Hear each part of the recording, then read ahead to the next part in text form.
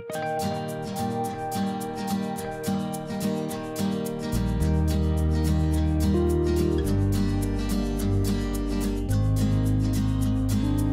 au village d'Isola où dernièrement je vous avais fait découvrir une randonnée à la cascade de Louch que vous voyez là. Une balade très sympathique qui part du village et qui vous fait monter jusqu'à une passerelle qui domine celui-ci.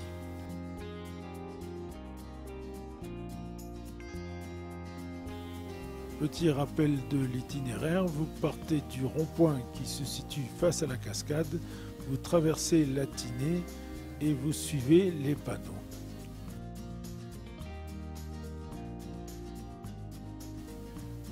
Ici les panneaux en question et la cascade très spectaculaire en face du village d'Isola.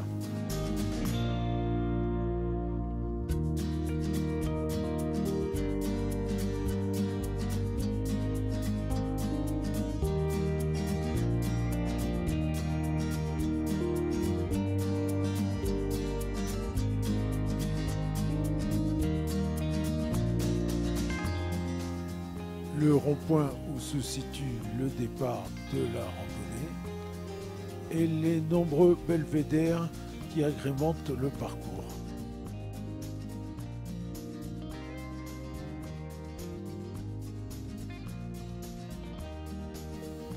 Un belvédère qui vous permet de voir la cascade d'en face.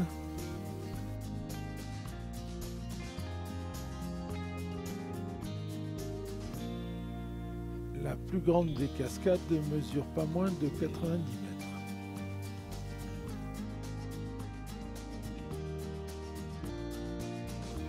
Ensuite, en faisant quelques centaines de mètres à pied plus haut, on domine le village et on peut passer au-dessus de cette magnifique chute d'eau.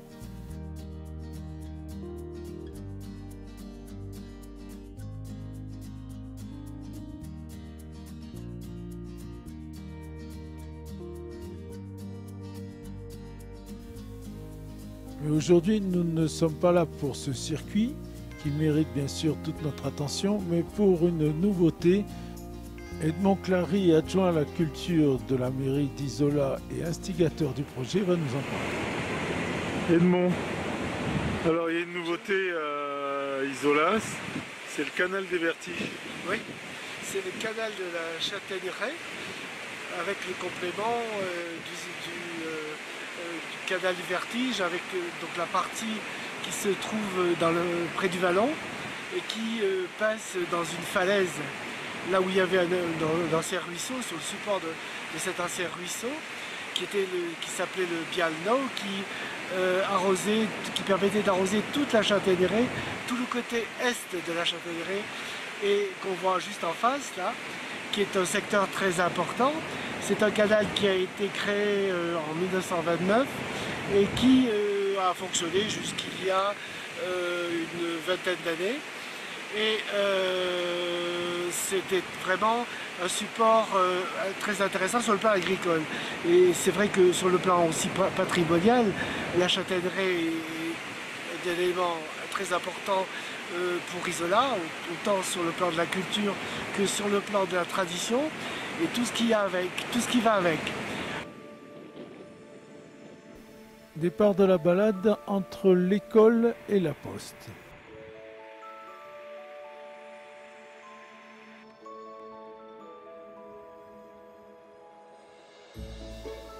On commence à monter dans une ruelle du village jusqu'à prendre un chemin dans la Châtaigneraie.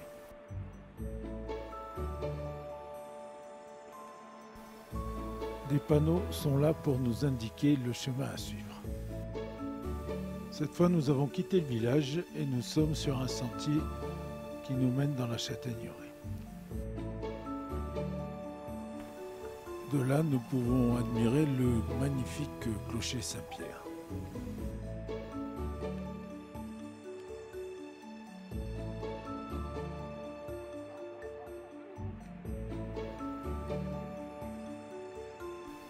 On commence déjà à voir quelques granges typiques.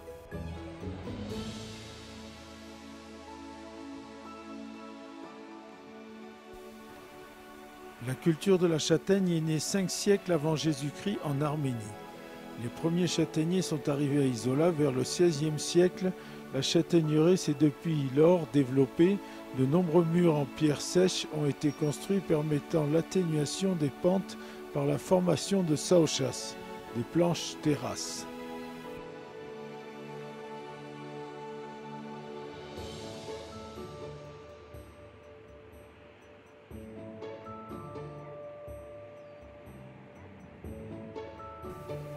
Les murs en pierre sont partout, un travail phénoménal des anciens.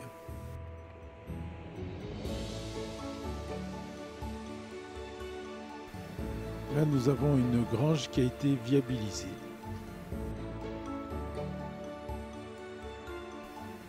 Petit havre de paix.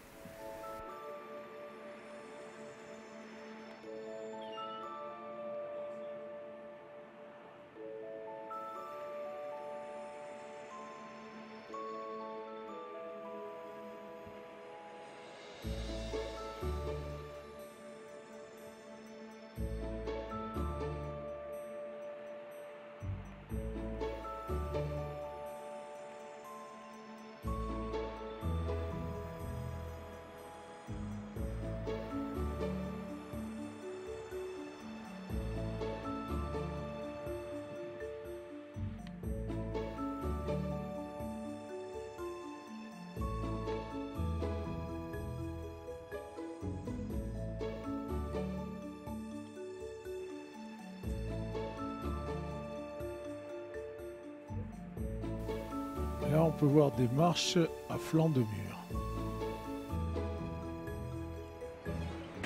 Alors, ce sentier a été conçu dans le complément avec le sentier de la cascade.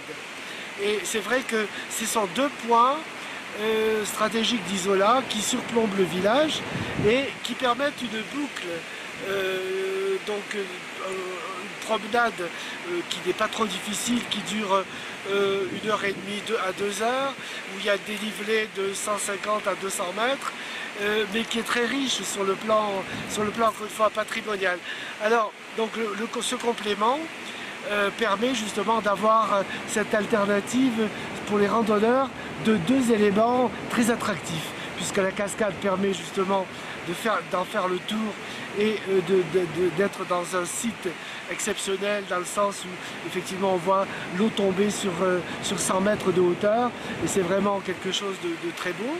Et ensuite de surplomber la cascade elle-même par une passerelle. Voilà. Et là c'est un peu le même esprit, c'est-à-dire que la première partie, c'est vraiment le côté patrimonial qui est lié à la châtaigneraie, avec tout ce que ça comporte. Et ensuite, la deuxième partie, c'est le support du canal qui passe dans cette falaise et qui surplombe la vallon de Chastillon sur 50, 100 mètres, 150 mètres. Voilà. La technique de construction des murs en pierre sèche consiste à assembler les pierres les unes aux autres sans utiliser de liant pour les tenir entre elles, mortier. Tout en étant simple d'aspect, elle exige pour sa mise en œuvre un savoir-faire très important dans le choix des pierres à assembler au fur et à mesure et dans leur disposition les unes par rapport aux autres. Au bout d'un moment, quand vous pensez que vous avez perdu le chemin, eh bien vous trouvez le panneau qui vous dit que vous y êtes.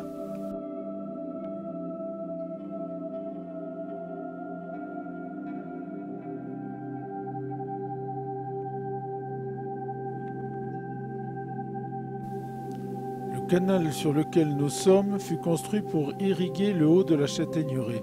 Il est venu compléter et améliorer un bial déjà existant situé un peu en contrebas, dont le support au départ du vallon passait dans une zone rocheuse très abrupte.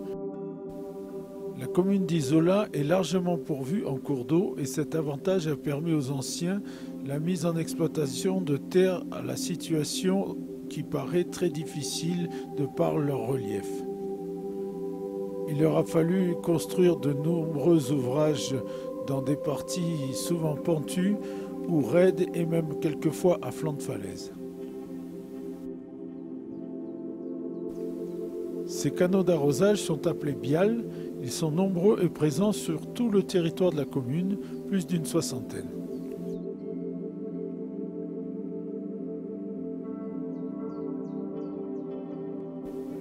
Ici, des panneaux explicatifs qui jalonnent le parcours, très sympa et même des fois sous forme de jeu.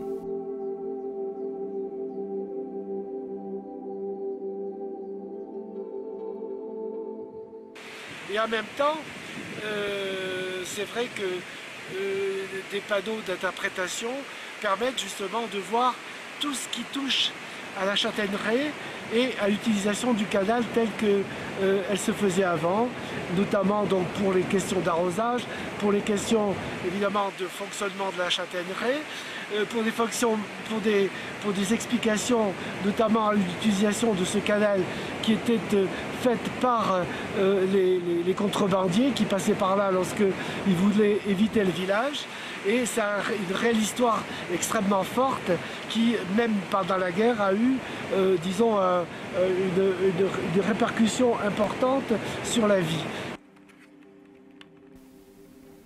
Ici, on peut voir les vannes pour ouvrir et fermer l'arrivée des eaux.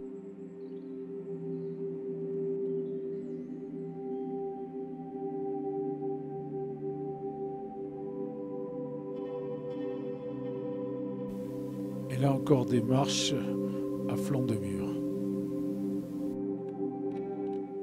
En passant, il y a des trucs intéressants, par exemple ces marches de pierre qui montent le long des murs, il y a aussi le château, il y a des trucs sympas. Voilà. Donc sur le plan patrimonial, il y a des explications sur tous les éléments qui sont forts. Et notamment, donc tu reviens sur la question des murs, bon, tout ce versant-là est quand même pentu.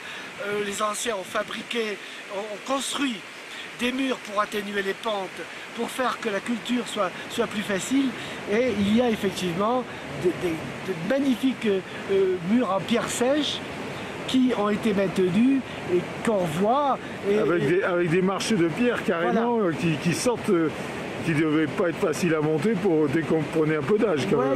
Oui, bien sûr, mais qui de l'autre côté permettaient d'aller dans un d'une restant qu'à une autre, voilà, au-dessus, et de faire le tour justement. Ouais. Et c'est vrai que ces lattes de pierre qui sont implantées dans le mur permettent justement de former des escaliers pour accéder au-dessus. C'était pas du tout uniquement, c'était pratique quoi en fait. Ouais, mais c'est très beau en tous les cas. Voilà. C'est magnifique. Et voilà. Et c'est vrai que bon, c'est tout un ensemble. Le chemin qui suit en fait l'ancien canal est presque horizontal, une légère pente, et donc très agréable.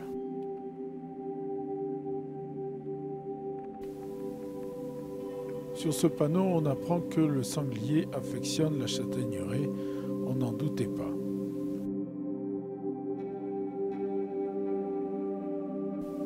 Encore de magnifiques marches le long du mur.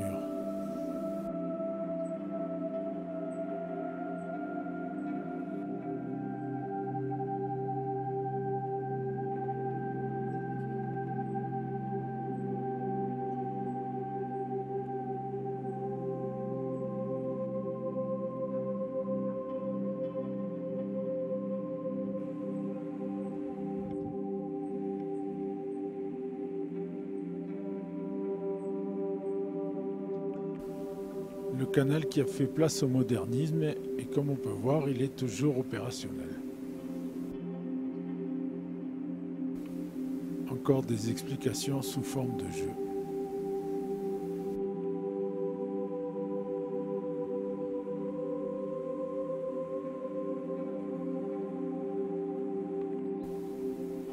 Le panorama qui n'est pas désagréable, loin s'en faut.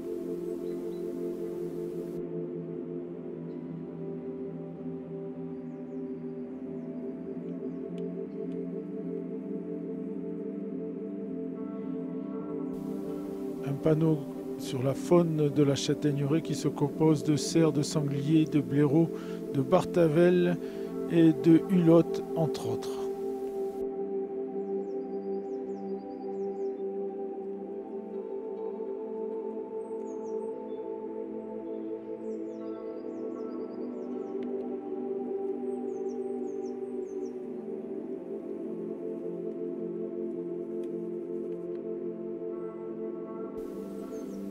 murs qui témoignent du travail des anciens au fil des années et malheureusement de temps en temps les ruines d'une grange.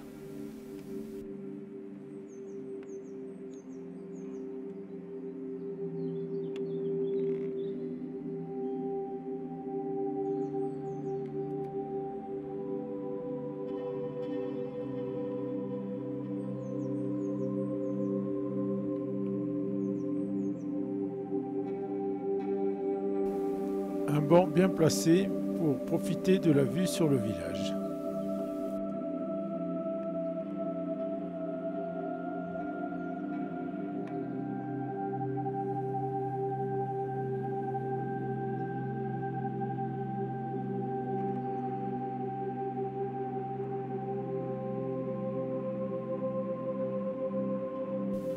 La cascade de Loutch où l'on peut aller avec le circuit qui est en face.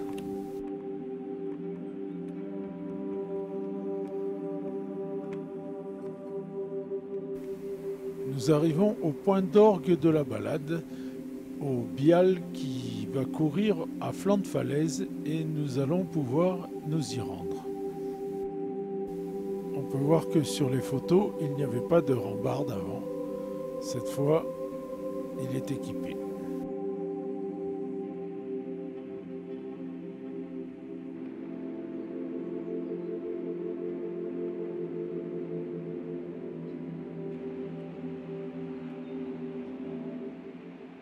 Donc c'est très intéressant et en même temps un petit peu palpitant parce qu'effectivement il y a la notion de vide, il y a la notion évidemment de relief et le site est vraiment très agréable. En même temps sur le plan disons général au niveau du panorama, on surplombe le village, on surplombe toute la vallée. Donc vers Saint-Étienne, qui permet de voir entre autres tous les sites du Las de Nas, tous les sites du Montbonnier, et donc c'est très joli sur le plan panoramique. Voilà, nous nous engageons sur le Bial à flanc de falaise avec des rambardes qui nous sécurisent et nous dominons la route qui descend de la station d'Isola des Mines.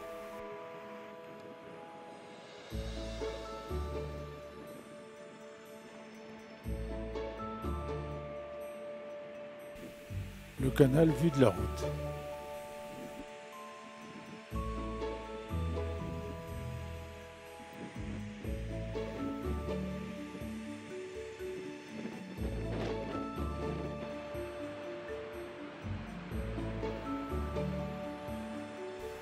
Sensation très originale que de marcher sur ce canal.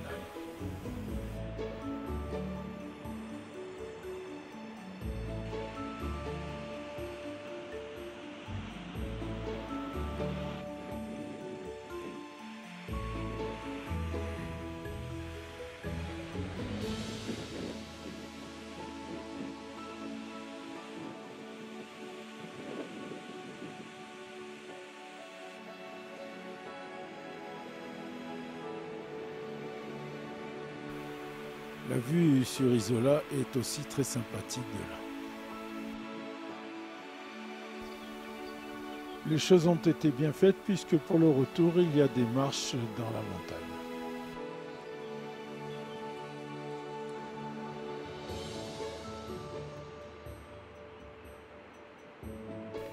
Cerise sur le gâteau, on passe devant la maison Gibert, dite le château du village.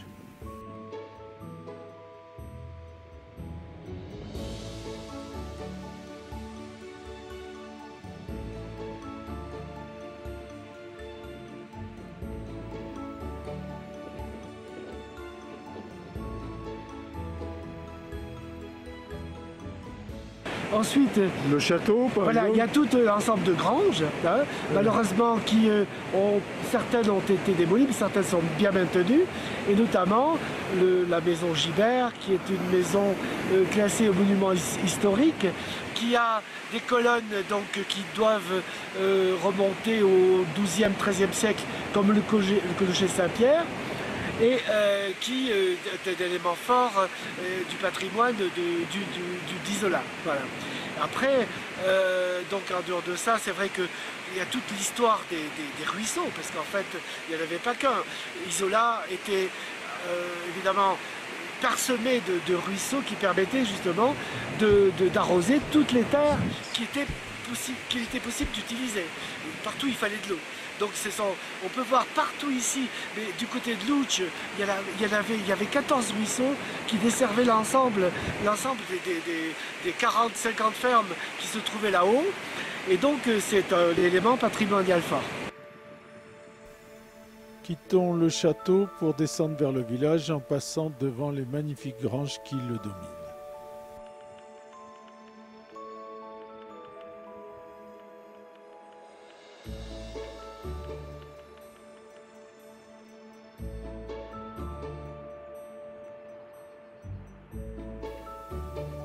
Les pierres qui nous dessinent le chemin jusqu'en bas.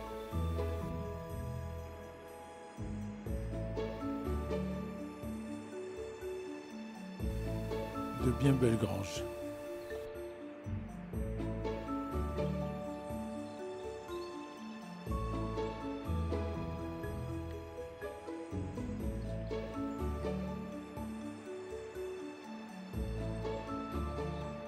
C'est très vert et quand on revient de cette balade, il y a des moments où on se croirait presque en Irlande tellement c'est vert.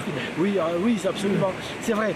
Surtout en cette saison, où effectivement la sécheresse n'a pas encore marqué, disons, les paysages. Et effectivement, ça permettait de toute façon d'avoir toutes ces cultures qui demandaient de l'eau. Donc c'est vrai que c'est l'élément vital. Et c'est partout, bien sûr. Mais ici, justement, ça a permis d'étendre toute la zone cultivable. Et il faut dire que ça permettait justement, la population d'Isola est montée jusqu'à 1200 habitants en 1845. Et 1200 habitants pour le site, c'était quand même quelque chose d'extraordinaire, quoi, pour justement un site quand même qui est limité. Voilà. Donc effectivement, tout ça a permis à une population de s'implanter. Et cette population-là, évidemment, a beaucoup travaillé pour monter ses murs, pour faire des planches, pour cultiver dans des endroits, on pourrait le définir à 2 heures, 2h30 de marche, même jusque-là. Et donc implanter des granges. C'est pour ça d'ailleurs que toutes ces granges dans tous les quartiers ici, et beaucoup ont disparu malheureusement, mais il en reste encore pas mal. Et dans tous les quartiers, il y a des constructions qui sont faites un petit peu toujours sur ce même type, mais qui sont extraordinaires sur le plan architectural, qui marquent vraiment d'autres paysages. Le parcours qui se termine devant quelques belles granges sur des restanques.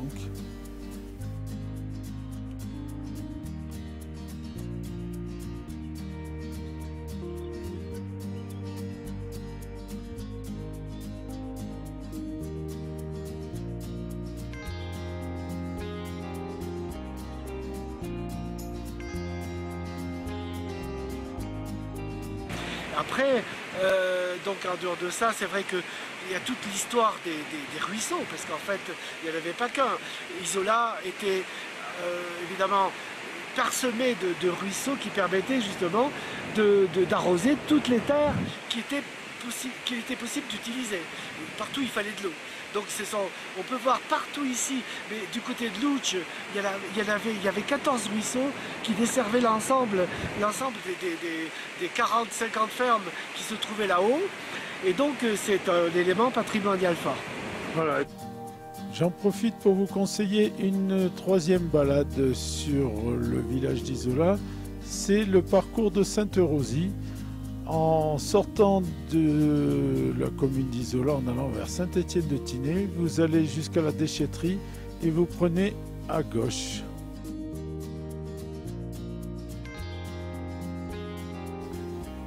Là, vous prenez vers Trerius-Sclarivons, chapelle de Sainte-Rosie. En début juillet, il y a toujours un pèlerinage, c'est les images que vous voyez. Par contre, c'est une balade déjà plus ardue. Il y a pas loin de 1000 mètres de dénivelé.